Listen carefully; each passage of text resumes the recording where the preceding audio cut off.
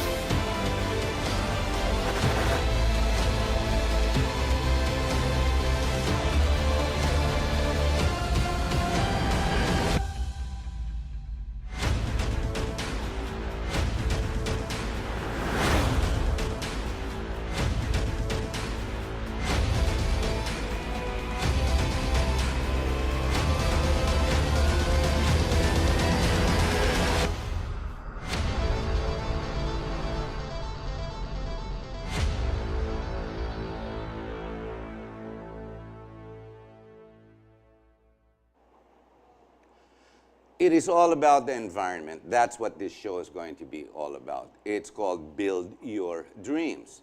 Now, I didn't structure this TV show to be an ad, but to talk about what is most important. Sure, we have politics. Sure, we have the worldviews we call the economic trade and what we call the trade wars, and so on. But what should be center stage? What should be in the front pages? What should be the priority? Alam mo, kung isipin mo, Mother Earth is the only place you and I have. We are all citizens of this world. Of course, we are divided by color, which we shouldn't be. We are divided by culture, which is inevitable. We are divided by, how else can we say, money, which shouldn't be the case. Nevertheless, either way, we have one thing in common, which is most important, our environment and Mother Earth. And what best to examine this direction, this profile, this topic, than to introduce to you the new set of CEOs, which I call the now generation of CEOs, that in turn run the country, run our capitalism, but not just for profit, but in the right with the right perspective, which is basically environment. I'd like to introduce to you Mark Andrew Tieng. Mark is the CEO of BYD. I know that is a brand of an automobile, but it's not just an automobile. It's not just a car. We have so many cars, the imports in this country all open, give us many options. But there's a difference. It's called not when, but now. He is going forward with the environment. Hi Mark, thanks for being on the show. Thank you. Thanks for having me. Sorry, binild up kita ng konti doon. Hindi, alam mo kasi, you're one of the new entrepreneurs. You're now the CEO and whatnot of a new direction for like cars, di ba? Your family's been into many different businesses and you're already spread out. The family is a conglomerate of many different directions. Pero ang ganda ng direksyon kinuha mo yung BYD because of the hybrid and now the electric. Yes. Tell us first about BYD. Yeah, BYD is a global brand. Build your dream. It stands for Build Your Dreams. Ang galing. Sige, go ahead. Yeah, it's a global brand. It's publicly listed, privately owned. Laki nga eh. Yeah, it made headlines when the world-renowned investor billionaire Warren Buffett invested a 10% stake. He bought in, huh? Yes, okay. he bought in. Berkshire something, yeah. Berkshire Hathaway. Hathaway, yes. So BYD started in the business of batteries. Ah, okay. So up to today, they still control 55% market share of the global majority, huh? global battery business, battery supply. Innovation sa kanila lang gagaling din. Yes. Sa kanila rin. Oh, wow, interesting. Okay. Yes. So I'm surprised Tesla has not invested in BYD because yan ang basic ng electric cars, di ba? But go ahead. Yeah, Tesla is paving the way for electric vehicles in the US. In the US. And actually BYD is the one paving the way on this side of the earth, the east side, China. Okay. Yes. And you brought BYD to the Philippines. Yes. Matagal ka na, bago pa lang to. Yes. We're in the Philippines. BYD has been here for almost 5 years already. Wow. Bilis, no? Pero we focused, although our mission really is to introduce electric vehicles, the infrastructure wasn't ready yet. A few years ago, we brought in one electric vehicle so that we could showcase it to the leaders in the Philippines and help them understand what the benefits of electric cars But it's there. not a matter of if, di ba? You and I know it's a matter of when. Exactly. The gasoline, the days of gasoline combustion is going to go out. You believe this? Yes. It Completely. has to. For environment, di ba? Go ahead. More on BID. You have to try an electric vehicle for you to really understand its essence. Can you imagine?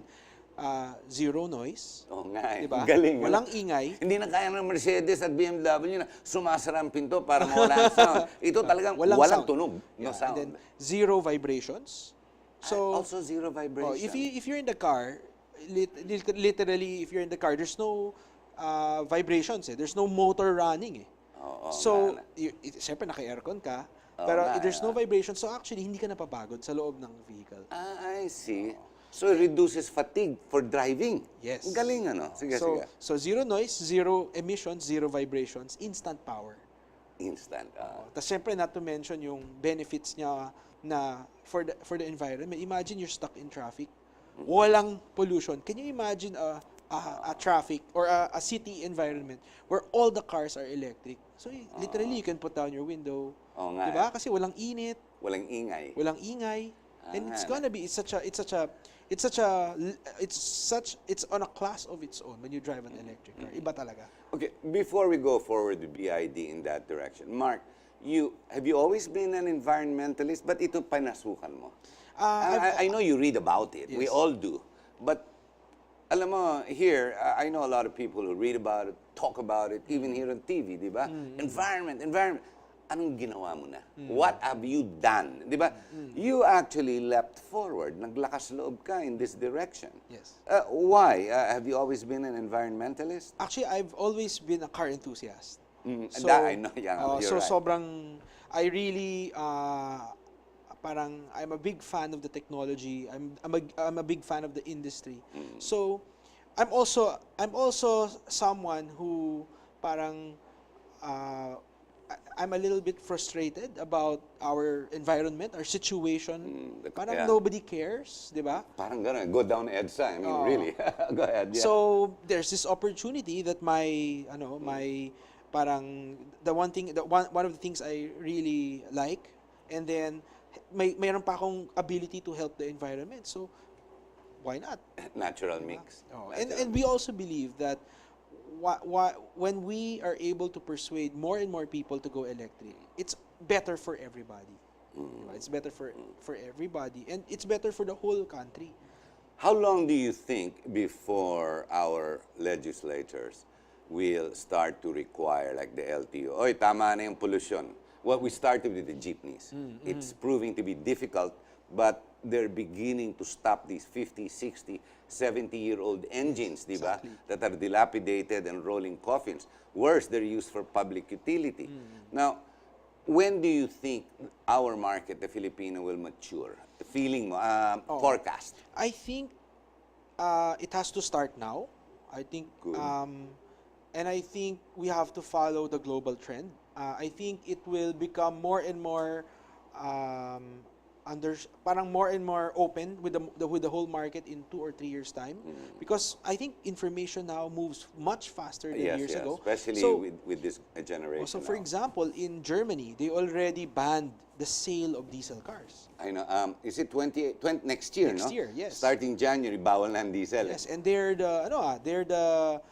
are the ones who discovered diesel technology. That's right. And But they understand.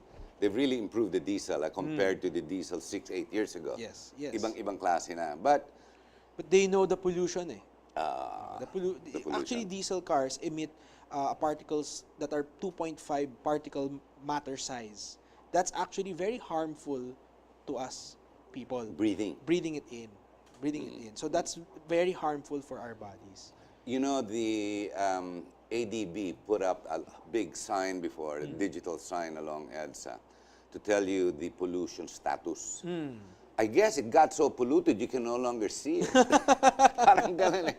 So, how long do you think? Mga 2 years, 5 years before we mature into this direction? I think Or faster? a minimum would be 2 or 3 years. 2 to 3 years. It's going to be more significant in terms of market, because people appreciate the technology. For example, when we launched the BYD Tang, which is the plug-in hybrid SUV. SUV pa. So how do I say this? Yung car, the Yes. car. So of course it's electric, zero emissions, zero noise. Hold on. Let's put on that camera shot, the still shot of Mark and the car, so you can have a visual of the car that Mark is. There you go. Go on. You can explain this photo. That's you standing there on the right, of course. Yes. So this is called the BYD E6. All right. Okay. This is 6-cylinder.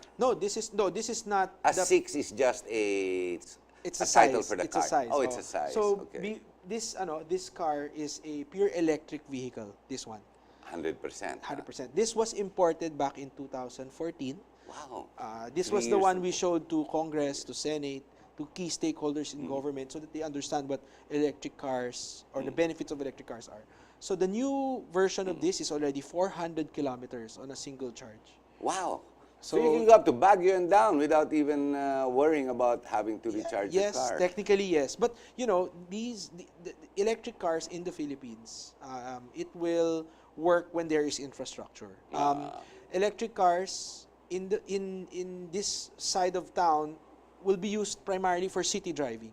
All right. So it's perfect right now for public utility vehicles such as taxis, jeepneys. Oo nga, no? Pwede yung mga delivery trucks because these are very high traffic, high use, high kilometer mileage, daily use.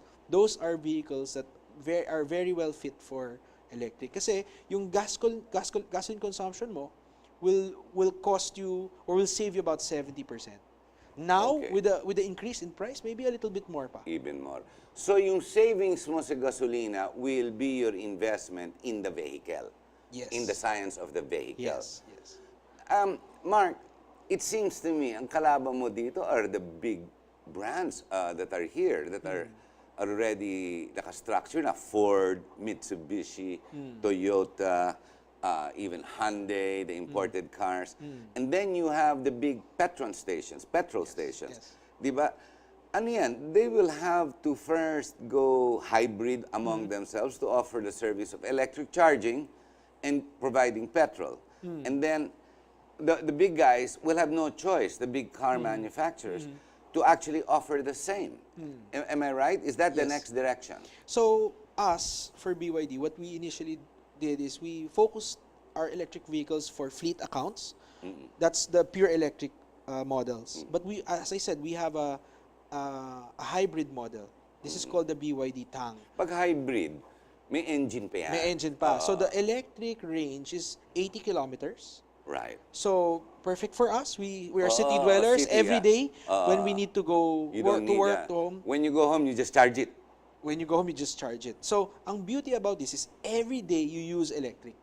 On the days that we were going up to Baguio, we're going to Pangasinan, then we can actually use the electric. Pag naubos na electric, we can still use the gasoline. And while you're using the gasoline, it's actually recharging again. I know, hybrid nga. So, you'd be surprised about the numbers. Parang, for example, I used this hybrid vehicle for years. No, Right.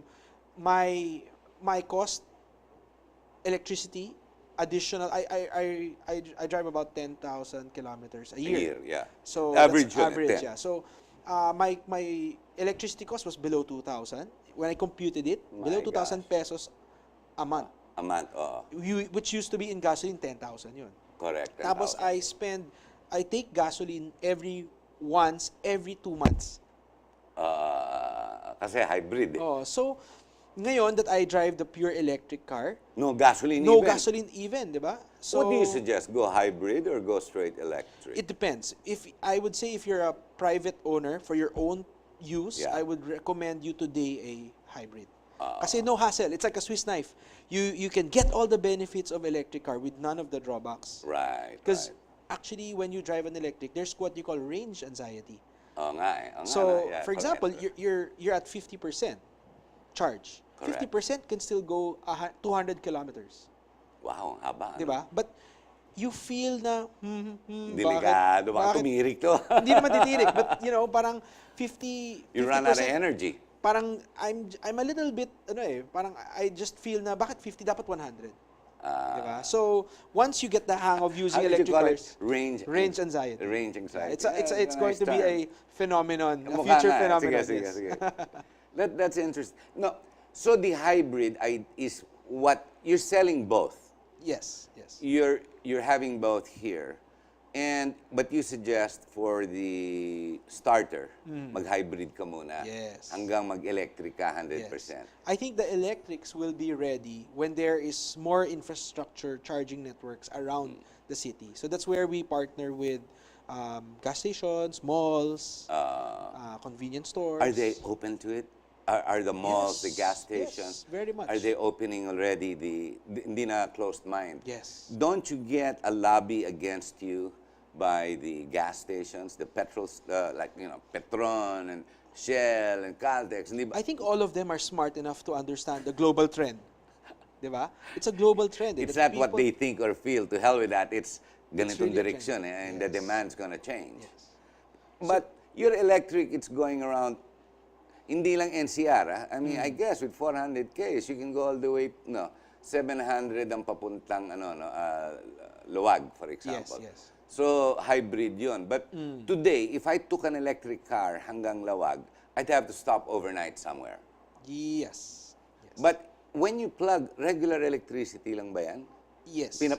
Like a... So there's basically 3 ways to charge it. Parang a regular 220 volt, which Right, is basically a 220 slow volt. charger. Yes, slow charger. And then there's a medium charger, which is about equivalent to the power of a 1 horsepower, Right, okay. 1 horsepower aircon that will Alright. charge you double the amount Of the regular of the charge. regular of the slow charger. Right. And then there's a fast charger, which will charge it in 2 hours. Giling, ano. Now, so if you identify the cost, maybe even hotels, hostels that come in between, Yes. if it's just a matter of awareness, information, education, that should they charge, you can just pay na lang over the counter. Correct. Parang ganon. Correct. So you're talking about 2-3 years. Wow, this is interesting. It's everybody is involved pala, not just the car that you're bringing in. I think people now are thinking about their next purchase of their cars. And I believe a lot of Filipinos now will say, bakit pa ako maggagasolin? Lumang technology na to eh. Doon na ako sa bago. I think you're all right. of them are thinking that way. At this point. At this point. So it's very exciting. The market is very exciting. The appetite for these vehicles are there. Do you have the vehicles on inventory if people start to rush to start buying from you? Actually, I ran out of stock already. So the incoming units, some of them have already reserved. Already? So, yes. So So yung market niche mo is getting ahead of you na pala. So, it's so interesting. It's so interesting. I was able to peek into the future. Can you imagine? Your house, you have a solar panel at your roof, Yes. and then you charge your vehicle via solar panel. So actually, your It's free. cost to transportation is zero na. Yeah, kasi And then your house, you run your household, on solar, all yeah. of the air conditioning and heaters and everything. Oh, I see. refrigerator. I did see the relationship. So, So if that's you, the lifestyle. So if you solarize your house, you get everything else that comes with it for free. Yes. And then even your transportation, you can now have the option to So use. it will reduce the return on investment to solarize a house. Because Yes. normally it would be 7 years, 6 to 7 years. So if you add your vehicles to it, more than one, you can cut that maybe into half. Oh, what a terrific idea. No? So it's just information education. Yes. How fast are we selling the solars? I'm talking the housing now. Actually, a lot of people are now studying the solar. Actually, I know a lot of people who have already installed their solar panels, and the return on investment on these types of installations, I believe, have gone down less than 3.5 years already. No, but I think it depends on consumption. Because pina-assess ko sa akin, malaki-laki ang monthly ko. Sabi ko, putya, 8 years. So I was hoping, this is about 4 years ago. Sana if I started then, baka 4 years to go na lang ako. Mark, But we're gonna now, have- much lower na now. Now, yes. Okay, we're going to have to take a short break. Ladies and gentlemen, this, I guess, is an information campaign of sorts, not necessarily to sell cars or to sell a brand or to talk about a convenience. It's actually an information campaign to help you learn to help your own earth, hindi country, earth, Mother Earth. Because the more we help each other to save Mother Earth, the better we can look, we can see, rather than looking through a tunnel, our grandchildren and their great-grandchildren. At least we are beginning to start to look and do, most especially, underline the word do, to take effect the changes that you and I need to start effecting. We'll be right back. Stay with us.